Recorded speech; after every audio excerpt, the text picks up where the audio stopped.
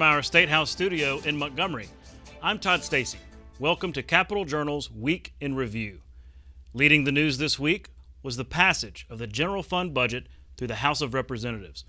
Lawmakers made quick work of the budget on the floor, passing the revised plan unanimously in less than 15 minutes. It totals just over $3 billion and funds the state's non-education agencies. The House-passed budget is $15 million more than what Governor Kay Ivey originally proposed, and the supplemental appropriations bill is $13 million more than the governor requested. House General Fund Chairman Rex Reynolds called the spending plan a strong budget for Alabama. The governor sent a very strong budget bill over here. We did amend that and offer a substitute in committee, and that was just based on some increase in revenue that we were seeing. Obviously, from the time the governor transmitted the budget, we were able to see a couple more months of receipts and revenue. So we plussed that up about $28 million above what she had allocated, and really only about 4 line item changes to the governor's budget. So it's a good budget. We were fortunate to have additional revenue, and certainly proud of the members supporting us on that. As I mentioned, this House version that was amended in committee is $15 million more than Ivey's original budget, and there were some significant changes. Comparing the two versions, this House-passed budget has $1 million less for the electric vehicle grant program, but $2 million more for the airport development grant program. Both those are housed in ADECA. There is $325,000 more for the Alabama Forestry Commission, $1.76 million more for the Department of Public Health, most of which is for workforce development schools at Huntsville Hospital. There's $1.3 million more for tourism spread throughout the state, $2.5 million more for the local government pistol permit revenue loss program. This is the fund set up by the permitless carry legislation last year. Finally, the biggest plus up is for the Department of Mental Health, with a $4.45 million increase. That includes an additional $2 million for crisis centers, $2 million for community providers. We talked about that in last Week in Review show, and $450,000 more for crisis intervention training. Our own Randy Scott was there on the House floor to see the general fund move, plus other key legislation. He reports for Capitol Journal. With the session at full speed, House members discussed the state's general fund budget and some of its supporting bills. Under the Medicaid agency, an increase for physician care, nursing homes, and pharmacy, $69,468,299. Under mental health for crisis care, an increase of $10,996. Under pardons and parole for merit raises, benefits, and equipment, $4.9 million. HB 154 this bill would provide a 2% cost of living increase for state employees for the fiscal year beginning October 1, 2023. This bill is a 2% increase, cost of living raise. Both proposals pass. Lawmakers are also dealing with the dismissal of Alabama Department of Early Childhood Secretary Barbara Cooper. This after some state officials found her office distributing training manuals containing some questionable woke concepts. I think it's important because you hear people on the left say, well, there is none of this material in our schools, K through 12. So now we know that's obviously not true. I also support the governor's decision because I agree with her. There's no place, particularly in kindergarten, for this type of material. It's sacrificing public education, a good employee that she praised last year, just for some political end. But the overall problem, though, is the chilling effect it's going to have on administrators and teachers across the board who are really trying their best to do their job to make sure that every child in their classroom feels valued, included, and not separate from the group overall. The lower chamber also approved a resolution honoring noted civil rights advocate Harry Belafonte, who passed away earlier this week. Entertainer, a singer, an actor, but most important to this body and this state was that he played a big role in the civil rights movement. For those who don't know, he marched from Selma to Montgomery. He provided and brought in entertainers and celebrities to keep the spirits uplifted of the marchers. So I would ask that we just pass a resolution honoring him and his work and commitment to Alabama. And I hope that we're inspired by his work to continue to make Alabama a more fair, equal, equitable, and just place for all people. A big development on the grocery sales tax issue. State Senator Andrew Jones partnered with Lieutenant Governor Will Ainsworth to introduce Senate Bill 257, which would gradually cut the state's 4% sales tax on most grocery items to 2%. The bill is co-sponsored by every member of the Senate, Democrats and Republicans. Ainsworth signaled that this would be the vehicle by which lawmakers achieve a grocery sales tax cut. And while Democrats had other proposals, they seem to be on board with this one for now. So this is going to produce a reduction in everybody's bills, and I think that's important. Everybody's going to benefit from this. And you look at, we're one of 3 states that still taxes groceries where we do. It's time to end that.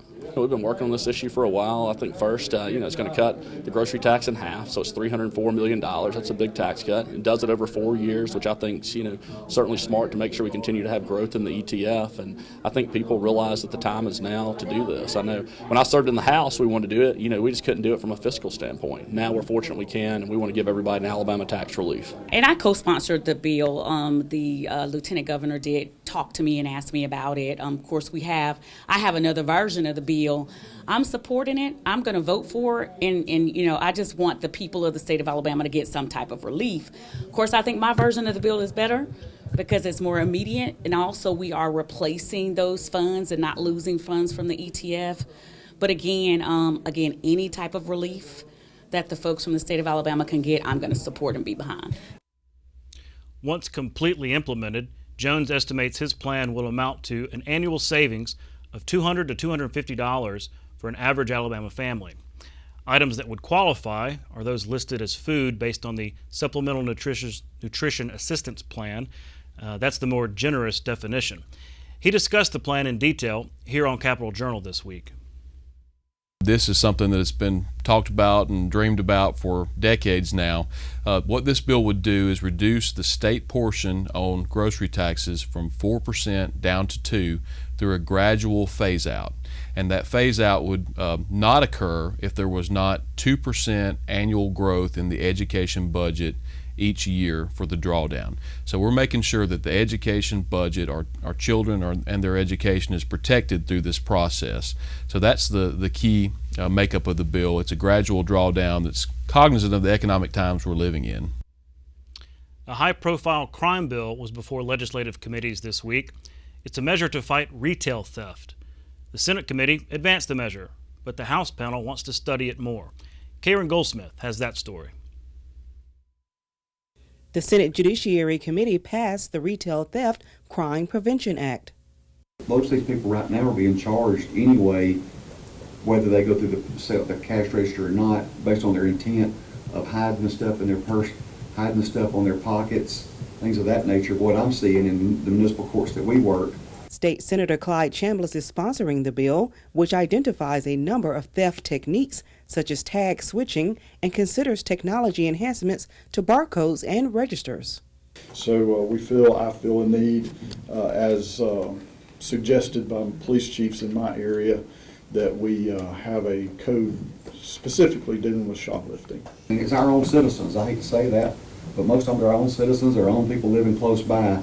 But that's why I like this. It changes some things and gives the law enforcement and prosecutors a little bit different weapons. Democratic State Senator Roger Smitherman and Republican State Senator Sam Gavan support the bill, but share a similar concern. I know about Walmart on Lakeshore, know what I'm talking about. You come out of there and go into the garden. The cash register sitting right there. The flower plants, the pottery, all that is on the outside. If I push that bucket past that cash register, I am guilty. Senator made me think about this. I had 2 cans of tuna in the back of the buggy. Go through the cash register. I hate those stuff. Check it out. She didn't see it. I forgot about it. Get in the car, and I'm like, and they were not in. They weren't in the bag, and I'm like, what's going on? So I go back in and pay for them. She said, this happens more than you think it happens. I think there is a little bit of room in there that we need to address that point of sale past the cash register for issues just like you said, like the garden center, like the ice bin being beyond the cash register. So yes, that is something that we need to address. The bill also addresses the issue of organized retail theft, which is theft by two or more people. It levies penalties for the multiple ways this type of theft occurs and for the ways thieves profit from it. Organized retail theft costs U.S. retailers $100 billion annually, and it leads to the closure of some businesses, including businesses here in Alabama. For Capital Journal, I'm Karen Goldsmith. There was more reaction in the Senate this week to the ouster of Early Childhood Secretary Barbara Cooper over a pre-K training manual Governor Kay Ivey described as woke and inappropriate.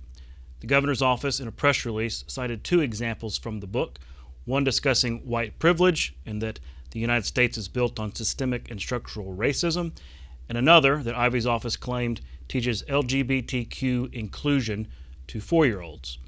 State Senator Marika Coleman, who chairs the Joint Legislative Black Caucus, expressed concerns about the decision. One of the things that I've loved about being in the state of Alabama is that for the most part we hadn't gotten caught up in some of that national stuff. That's how we've been able to work together. This feels like some of the national stuff. And then when you look at the pamphlet that was referred to, it's the same pamphlet that they've been using all of these years. Why was it not a concern prior to? Dr. Cooper has amazing credentials. She's been a part of making our pre-K program one of the top programs in the nation, the model that other people are coming to look at. And I would just really hate that we're now losing her to another state and that somebody would use a political issue to get rid of someone that again has done so much for the children of the state of Alabama. The Senate had a special visit this week from Auburn head basketball coach Bruce Pearl. Pearl was in the State House marking the 75th anniversary of the State of Israel. The Senate passed a resolution honoring that milestone and celebrating its connection to the state of Alabama. Pearl last year took his team to Israel to experience the Holy Land. Invited to speak on the Senate floor, the coach spoke of the special bond between our two countries. War Eagle. And by the way, yes, we did play the Israeli national team, and we did almost beat them. The problem was the officials were Abraham, Isaac, and Jacob. And we just couldn't get a call. Here's why I took my team to Israel. I brought my team there because I wanted them to see where Jesus walked. I wanted them to see the Garden of Gethsemane where he was betrayed. As a basketball coach, my job is always to bring people together. That's what I do. I look at Israel as the greatest place we can bring people together. Grateful that the capital, Jerusalem, is now a place where anybody and everybody can go and pray and visit and get closer to our Father God. It's truly an honor for me to be here. I love this country with all of my heart. I love the state of Alabama. Speaking of milestones, lawmakers marked a special one for one of their own. State Senator Jabo Waggoner this week celebrated 50 years in the Alabama legislature.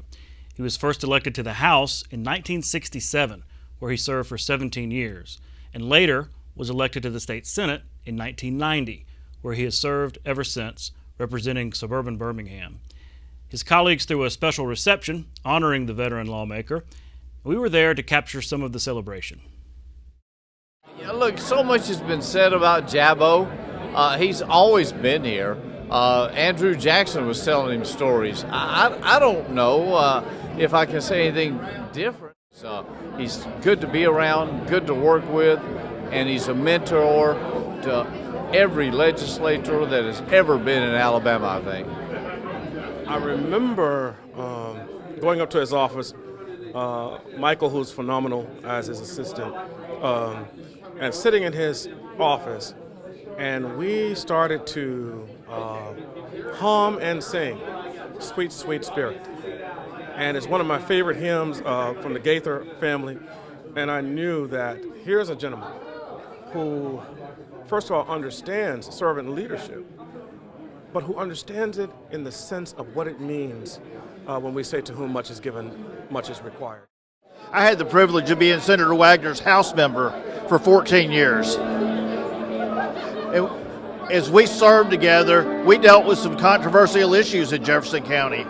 And sometimes I'd be challenged on how I voted. And I would just tell folks, look, Senator Waggoner and I talked about it, and we both agreed this was the right thing to do. And inevitably, they would say, oh, Jabo voted that way? I'm sure you did the right thing. I'm about to turn 50 in September, right? So now I'm thinking about legacy. What am I going to leave to this earth? Surely, Chisholm said, service is the rent we pay for our time on this earth. He's already paid that rent.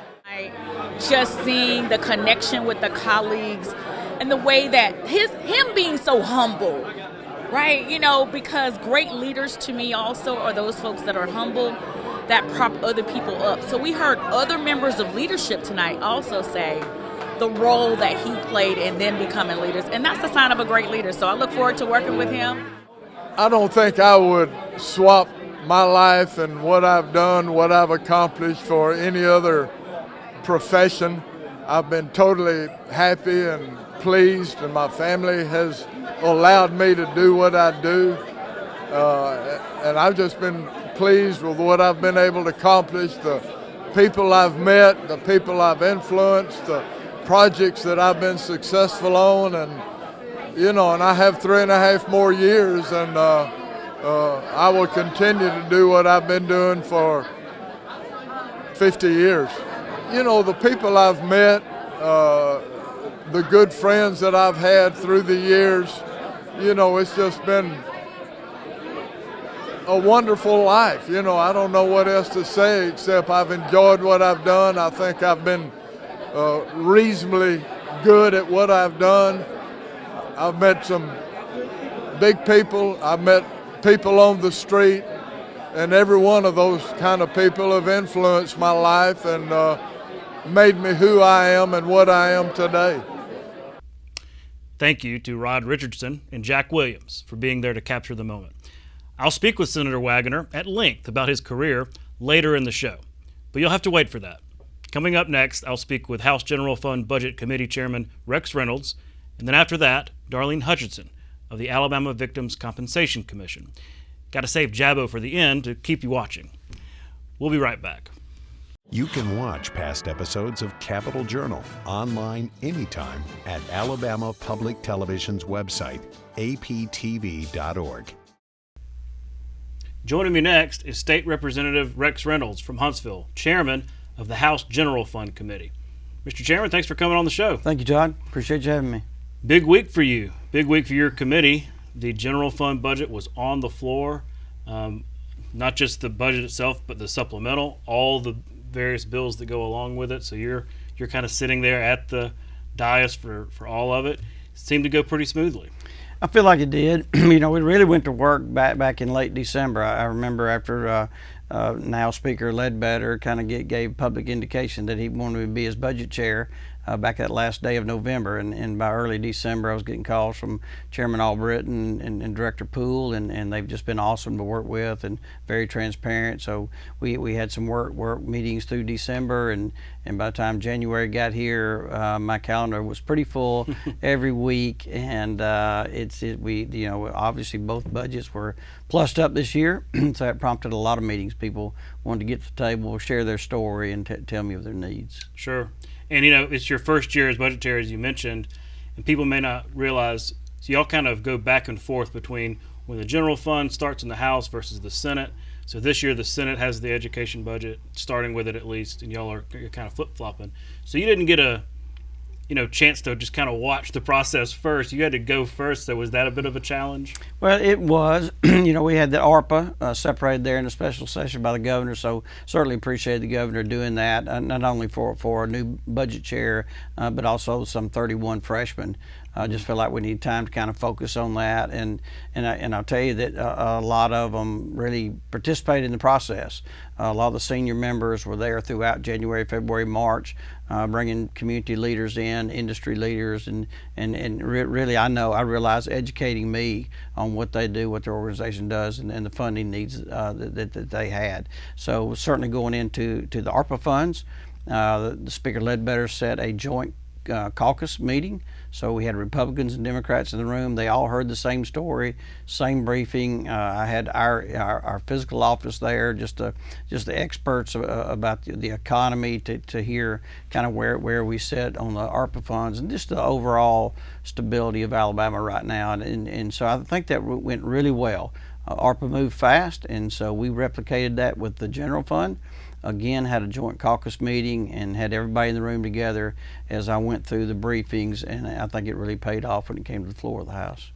And am I correct that both ARPA and the general fund were unanimous in the House? I do not think ARPA was. The general fund was 105-0. Wow. Well, that's pretty significant. I guess it was the economic development that was. It was. Yes, that's right. But I was talking on the radio earlier about just how interesting that is. I mean, a general fund budget passing unanimously, all Republicans and Democrats. You just look around the country. It's lots of rancor between the parties. Certainly Washington, and nothing happens on a bipartisan basis. It's kind of curious that y'all are able to do that. Is that because of those joint meetings? And I mean, you must make an effort to truly want to get everything that everybody wants in there. I did, Todd. That was important, and because of Alabamians, I call it a confidence in spending. The dollars were there for me to accomplish that, and my door's always open to members. They get top priority. My administrative assistant Diane Harper, she knows that. I mean, if there's a scheduling conflict, the member comes first, and I don't restrict that to just Republicans. It's Republicans and Democrats. I began a spreadsheet process because just kind of had to learn on my own going through there, and every member that came in there, I documented their needs and put their name next to it and worked that into the budget. So there were changes between what the governor sent over and what you as a House voted out. Some of the significant, and we went through these earlier, but some significant changes. More money for mental health, specifically the crisis centers, some training in that area. Department of Public Health for workforce needs there, specifically at Huntsville Hospital, obviously a growing area where you're from. Talk about making some of these plus ups as compared to the governor's budget that you're going to now send to the Senate. Well, we did, Todd. Very fortunate to be in a position to do that. And I will say, I typically don't know this front end. I've been on the general fund for 4 years, but didn't do what Chairman Klaus did on the front end, and communicate with the governor and executive office. So I feel like I disrupted what I appear was a very good, strong budget that came from the governor.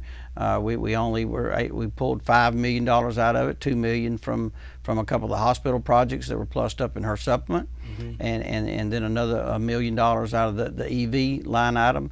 And again, when I had to look for funding for these other areas, I just looked at areas that saw a significant increase, and so we pulled that. The governor plussed up the expansion in programs and cost to mental health, and she put a little over $5 million into it, and I was able to plus that up an additional $2 million in two different areas, both for the crisis centers and the individual mental health programs throughout Alabama. And as you mentioned, the Huntsville Hospital workforce development, it's an area that's typically been in the budget and it got zeroed out. And so we went back in, put that in there. I was actually, just this year there at the opening of a new center where Huntsville Hospital is partnered with Drake Tech to train our nurses, and the program's up and running wide open, and certainly need to continue to see that funding stay there. And folks may not, if they've been watching the show for a long time, paying attention to Alabama politics for a long time, they know that it's rare that we're talking in such positive ways about the general fund. Just you go back 10, 20 years, it was always a problematic fund because it doesn't have a whole lot of growth revenue in it. That changed with the online sales tax, simplified seller's use tax, which has just really been the reason why you can have some good news for folks when they come to your office. Talk about that tax, that revenue stream, and what it looks like going forward.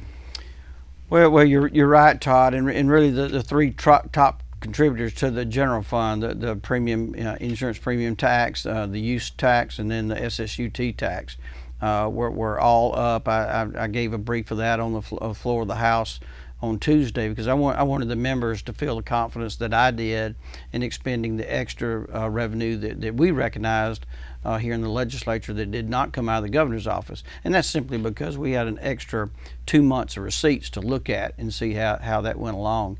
And we finished the year last year at over $227 million with SSUT, and in the first 3 months of this year we're already seeing as much as a 20% increase. So again, it's what I call confidence in spending kind of going forward. So that made it strong. And another thing too, with the interest rates being up, you may have heard me say that on the floor on Tuesday. So our interest on state deposits comes to the general fund, and we typically are at a $31 million line item there, and we were as high as $157 million on that interest by the time I brought that budget to the floor on Tuesday. Wow, lots of different economic factors to consider. Switching gears if we can, I had the mental health commissioner on here earlier this week talking about the 988 program. She was describing it, and it's been around a little while, but folks, we're trying to educate folks on, look, this is just like 911 except for mental health crisis, and just trying to get out the word about this. I know now she's got legislation. There is legislation dealing with this, maybe finding some ways to fund it through those fees, telephone fees. Talk about this in terms of the importance. I know you have been in the policy realm on mental health for a while. Talk about the difference this line can make. Well, Commissioner Boswell and her team, they're my heroes. I call them my heroes all the time for the work they're doing in mental health. And you really have to go back to then a leader led better when he led the joint legislative and House and Senate committee on mental health. And that's where a lot of these programs kind of grew from. I think I had a couple of bills there increasing the number of hours for law enforcement's crisis intervention training. We had to get that right before we moved into the crisis centers that mental health was already working on. We opened the first, I think, here in Montgomery, and at the same time had one coming open in Huntsville there with Wellstone. So, and then we changed the involuntary commitment law to make it smoother for law enforcement to transition that person in need to that care center, and without having to lock them up overnight, or maybe they sit in an emergency room. We're getting them that critical care that they need, and the program's been so successful. We're fixing to open up a crisis center number 5 and number 6, one in the Tuscaloosa area and one in the Dothan area, and of course we've got them now established in Huntsville, Birmingham, Montgomery, and Mobile. So when you do that, Speaker Ledbetter, I just went with him to Atlanta to speak at a large symposium on mental health, and he said it best. We in Alabama have plussed up over $130 million in mental health to develop these centers. We got the four centers open now. We've got like 13 mobile crisis centers. So we've got a huge investment. So I think this bill, 988 bill, puts in future funding, stability in that funding to carry those crisis centers through many budget cycles, regardless of the atmosphere of the legislature or the economic status of Alabama's budget, because that money will be moved to the Treasury and be funding that directly out of the Treasury. I know it's just been filed, but talking with colleagues, do you see support in the House for this bill? Well, it is an increase. It's an increase, but it's just in the short period of time that the 988 line's been up. I think the last numbers I looked at was over 18,000 calls just related to suicide. I mean, that's identifying a huge problem, and then you can also tie that to a lot of the tragedy that we're seeing in Alabama. Just had the terrible episode in Dadeville, and you could just go on and on. So it's something we've got to focus on, and we've got to ensure that we have funding moving forward. This morning I facilitated a very large meeting for about an hour with some of the telecom providers, and they're having input, and certainly as the speakers asked me to get this bill right, and don't be in a rush. Open it up, work with everybody, and that process began today. So we'll work with our industry professionals and partners. Certainly at some point I hope we can get them to stand up and support it. A lot of those organizations already support 988. They've been out in the public and they understand the need for it. So we'll have a caucus briefing on the bill next Wednesday and hopefully have it in the committee the following Wednesday. Well, we'll be watching. I appreciate you coming on. Yes, sir. Big week. I guess Yeah. Congratulations for your first thank budget you. cycle. Appreciate that. Not finished yet, right? No, it's not. All right. Thanks again. Thanks, sir. We'll be right back. You're watching Alabama Public Television.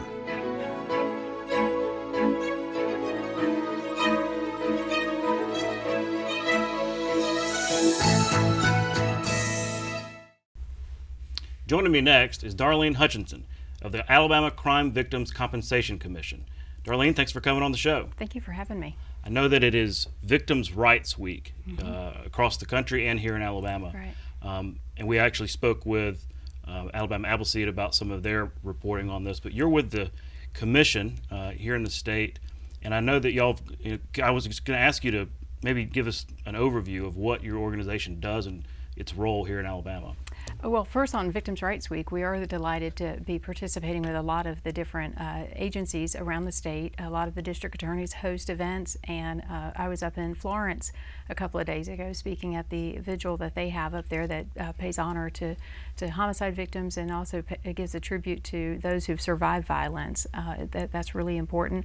Friday night, there's also probably simultaneous with this show, there's a vigil in Montgomery across from the Capitol at the Attorney General's office. A lot of people will see the crosses up there.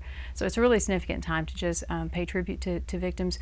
But Crime Victims Compensation is such a vital agency. It is a state agency. It was established in 1984 by the legislature, and the funding is rather peculiar. A lot of states were developing compensation programs right around that time, the late 70s, early 80s. A lot of this was all came out of the Reagan administration, who actually, he was the first to proclaim a Victims' Rights Week, and then had a study that went around the country looking at what victims needed, and victim compensation programs was one of the biggest recommendations that they had.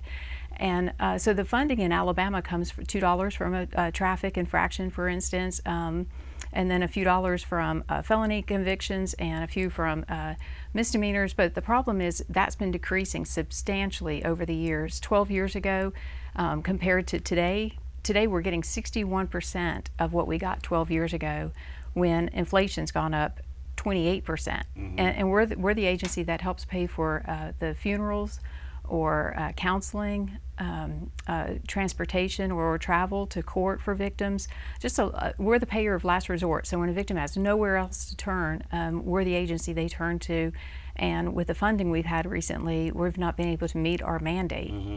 My mind goes, of course, to Dadeville, the mass shooting up there, Right. and how, I mean, yes, 4 dead, but 32 injured, dozens probably affected by that, and so if one of those victims just can't pay for a funeral expense, can't pay for the counseling they need, that's where the compensation fund comes in. There are a lot of great services. There are programs that provide counseling to certain victims, but sometimes you want to seek counseling elsewhere, or somebody, immediate family may not even live in this area, and so, or they need to travel to the trial or stay in touch with the prosecutors we've got numerous offenders in that case that will be going to trial, and so that just compounds the difficulty and the expenses. And you think about these people were living their lives. They were never anticipating something like this, and then you're suddenly hit not just with the emotional and physical trauma sometimes,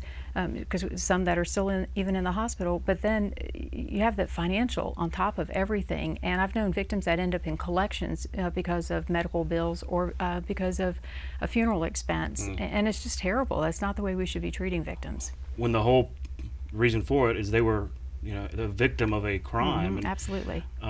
So yeah, I mean, it totally makes sense, and I think everybody sort of understands it, but when you see your funding decline like that has to put a backlog on things. We heard Leah Nelson talking about that from a couple of examples. So, and I like how you pointed it out. Like it's a lot of fees and everything, and as those fees decline, so what's the fix to that? Do we need to appropriate general fund dollars for this? That's what we're asking for this year. I was appointed by the governor last year to be a commissioner for the Crime Victims Compensation Commission. There are 3 commissioners, and we decide cases, and we actually now are doing appeals more, and we also set policy for the office and hire the executive director, which we've just recently hired a new executive director. But after I was appointed, I started digging into some of the numbers and I've been very familiar with this agency for many, many years, since about 1988, and so I started digging into the figures, and staff was helping me unearth, what was going on and why we were having a hard time serving the victims, and that's where we witnessed how unfortunate this trend has been, and it's been going on at least 12 years. That's as far back as we've gone. And we're starting to present this data to the legislature. We've been talking to the governor's office about it. We're fortunate and happy that the House, which has passed their general fund budget, of course, did insert us into the 2024 budget for a line item, which we've never been in there before, getting our own funding. And we're in there for $400,000, which we're very happy to have. But we're really hopeful that we could get some of the supplemental emergency funding that can help us get out of the backlog that we've accumulated, because the statute we operate under limits our administrative expenses, and so therefore as staff has left, who are the individuals who work the claims and get data from the victims that are filing for compensation, as they've left, we've not been able to fill those positions, and so that's helped create this backlog. We have 2,000 cases right now that we're backlogged. Victims who are looking for assistance, and we're not able to give that to them. And so we have figured out what we think that liability would be in dollars, and which is a little under $4 million. We've extrapolated using historical data of how many are approved and denied, and what those dollar levels usually are. And so we've been approaching the legislature and asking for this emergency one-time funding that comes, and it would be immediate, as you know how the supplemental funding works. It's on the 2023 budget that we're currently in. So that would be a lifeline for us to be able to finally be able to help these victims who've reached out to us. Like you mentioned, the Dadeville case, as much as, and we've sent a team up there and they've been working with those folks, but when you have 1,900 in front of them, and then you have the terrible situation in Ozark where we finally have a conviction after 20 plus years, and think of all that those family members have been through over the years, and the cost of crime is significant, and people really don't realize the emotional cost, but then the financial cost. Well, I know a lot of lawmakers watch this show, so it's good to make that appeal, and it kind of reminds me of the mental health situation. Absolutely. Where that was so underfunded for so long, right? And then it took years for advocates to say, hey, pay attention, this is a huge problem, and now it's beginning to turn around. Maybe a similar situation can happen. It's exactly the same. You're right, Todd, because it is a mental health issue, and you hear a lot about reentry with prisoners and inmates. Sometimes victims, they go into their cocoon and then they're ready to reenter society, but we don't have programs for them. We don't. You think about how many. I was in college when I was kidnapped, and became a crime victim. Nobody was giving me a free college education. I was paying for that, and so and thankfully, because of Crime Victims Compensation, I was able to get a few $100s reimbursement on some of the expenses I was out and the few weeks I was unable to work, and that helped me stay in college. It really can be a lifeline, and the $3, $4, $5 million that we're asking for, when you compare it to some of the other things that are in the budget, which are all necessary and important, but this could be the most impactful $3, $4, $5 million that the legislature spends in this calendar year. It's just so vital for a victim to have, and to feel like somebody's responding to them. I can't even imagine being on the other end of this, where you've filed a claim and you're desperate and you're not hearing anything back. And so we're trying to fix the problem as quickly as we can. Well, we're out of time, but this is certainly an issue I want to follow, and thank you again for coming on the show. Thank you. I appreciate it. We'll be right back.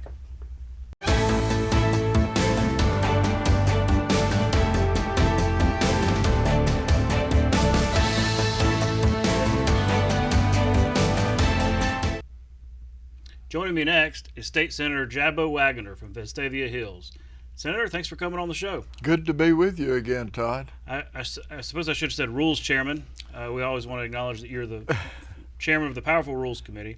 But I wanted to have you on this week because it's a special week for you. You were honored on the floor. There was also a special reception marking 50 years in the Alabama legislature between the House and obviously mostly in the Senate. So I've got to ask you, what's it been like? People fussing over you this week, but also you marking yourself. 50 years, it's quite a milestone to have served this long in the legislature. It really is, and this week has been very special in my life because of the conversation of serving 50 years, which is, I understand, the first in Alabama's history to serve in the House and Senate for 50 years. Mm-hmm. So there was a big function, party last night, attended by a lot of House members and Senate members, and when you do something like that, it causes you to reminisce, wonder. It reminds you of how it was. How was it when you got here in 1967, and the way it is today? And I could write a book. In fact, I'm thinking about it. There's been some significant changes over the 50 years. Yeah. Well, let's talk about some of that because, I mean, the state has changed so much politically, culturally. You've seen a lot of that. So talk about that, what those differences are, and just seeing all that history unfold, not just as an observer, but as a participant. When I came to Montgomery in January of 1967, as a side note, when I came to be a member of the Alabama House of Representatives in the state capitol, it was the first time in my life I had ever been in the state capitol. Oh, really? The only times in my childhood when I came to Montgomery, I played in a 11-year-old basketball tournament at the downtown Montgomery YMCA, and then again when I was 13. And that was my last time to be in Montgomery, except when I took a seat in the state capitol as a member of the House of Representatives. So I've seen a lot of changes over the years, but when I came to Montgomery in the House of Representatives, it was an all-white body, all 105.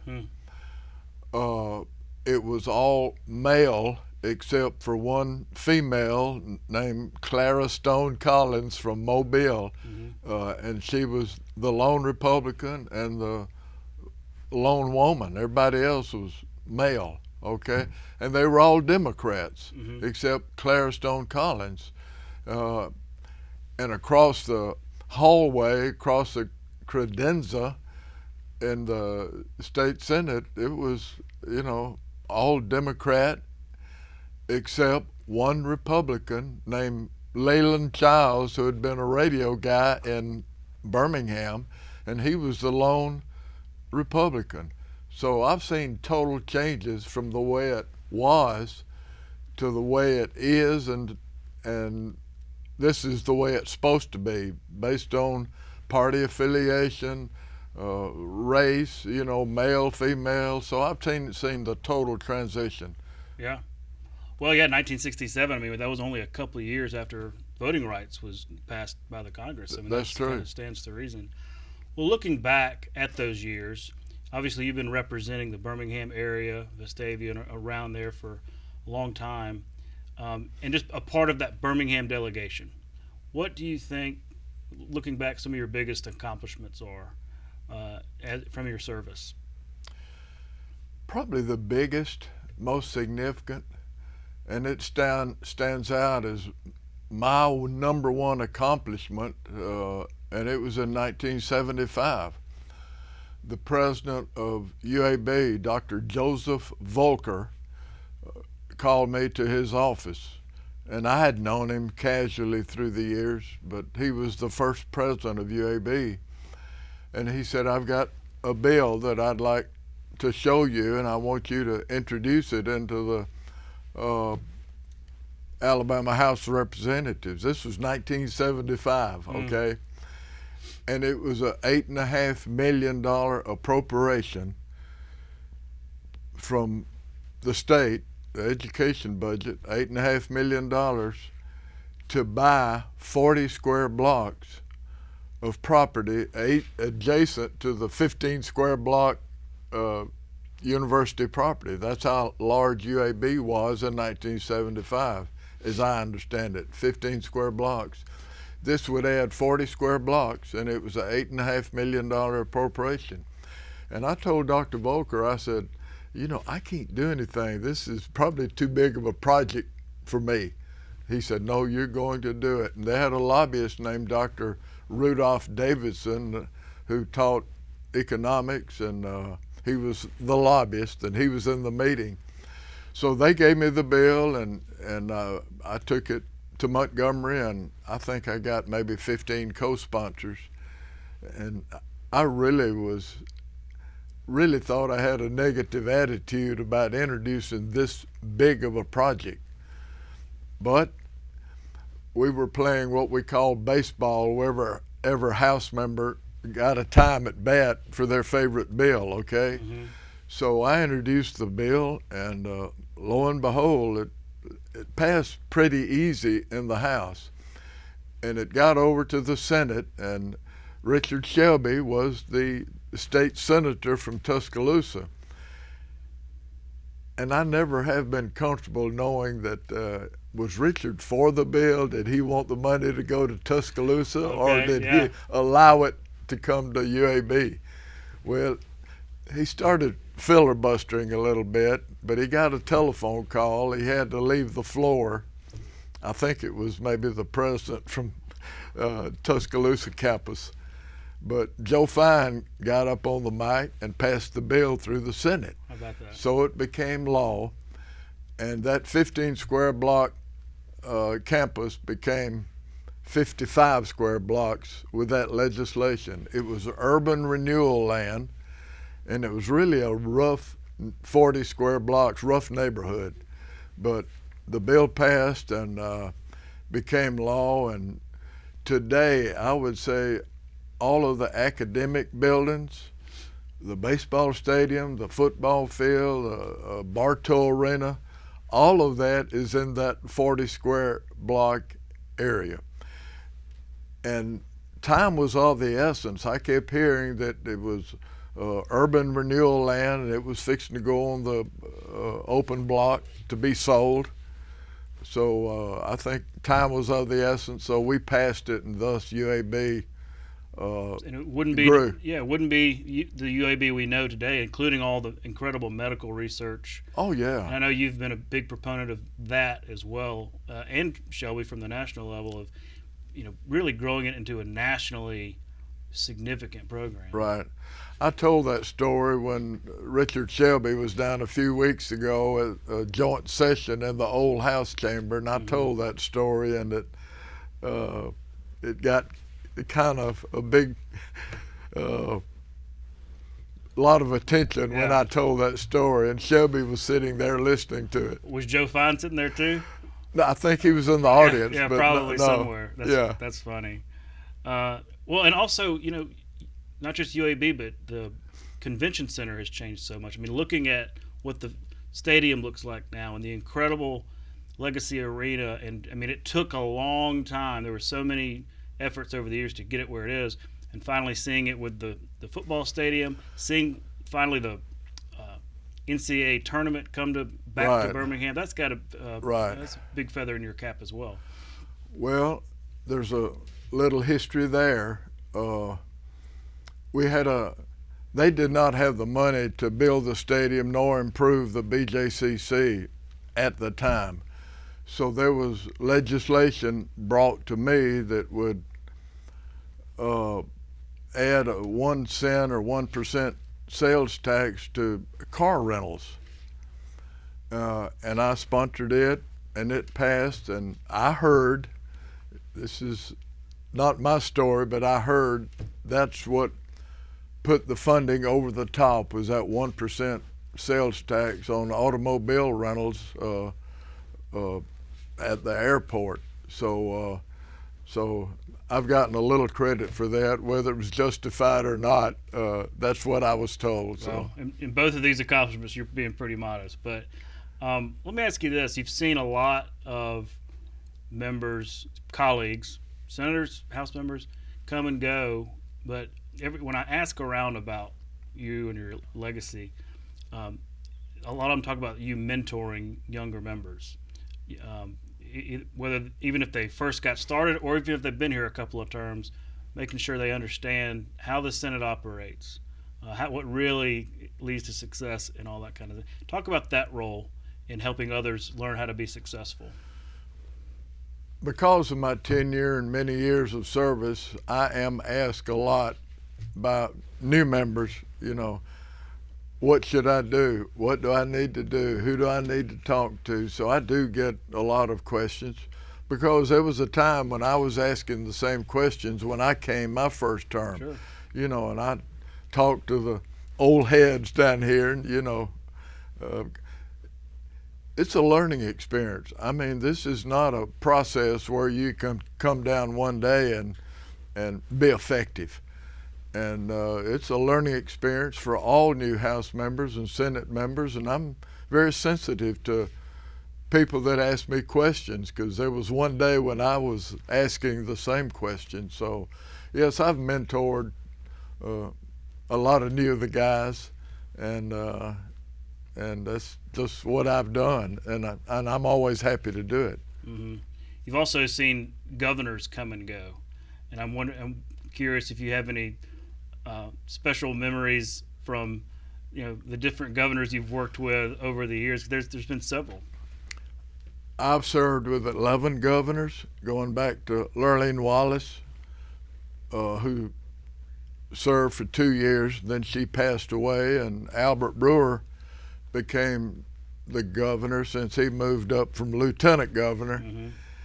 And for several years, I would say that Albert Brewer, who was a Democrat, was my favorite governor. You know, he used me and he'd call me, and we were good friends. And, you know, I hate to pit one governor against the other, but sure. Bob Riley became a very close friend, and he used me and asked me advice. So, but, you know, I've been friends with all governors and worked with them, and some more than others, of course. But yeah, it's been a long, extensive service. I've met some big people. 1984, I ran for Congress, and I was running against Ben Erdrich, a Democrat from Mountain Brook, and I was defeated. But during that race, I got to meet Ronald Reagan and both Bushes, Gerald Ford. In fact, George Bush came to Birmingham, came to Vestavia for my campaign, came to the high school. Wow. So those are fond memories of my tenure in Montgomery, getting to meet people, you know, like Ronald Reagan. Not everybody gets to do that. No, not everybody gets the president to come campain for him. You know, that's right. That's pretty cool. Yeah. While I've got you, we don't have much time left, but I wanted to get to a current issue, and that's Birmingham Southern. The Birmingham delegation is really dealing with this issue.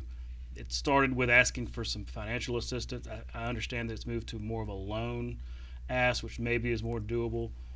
What's the message from Birmingham Southern and maybe the delegation to the rest of the legislature about the need to support them? There's a guy named Dr. DeRavi, who's probably the foremost person in Alabama that can tell you the economic impact of any business or any school. And he's done a study at Birmingham Southern College on the economic impact of that campus being in Birmingham. And that's a $97 million annual economic impact. And that's huge. And the word down here, we don't want to spend state money on a private institution. Well, if you look at the education budget, there's several examples in the education budget of private institutions and private businesses receiving state taxpayer dollars. So this is not anything new as far as giving state money to a private company or a private four-year institution. And that's what Birmingham Southern is asking for. There was a president, 3 or 4 presidents ago at Birmingham Southern College that spent them into this problem. And they're having trouble bailing out. It's a campus with a little over 1,000 students. It's in the west side of Birmingham.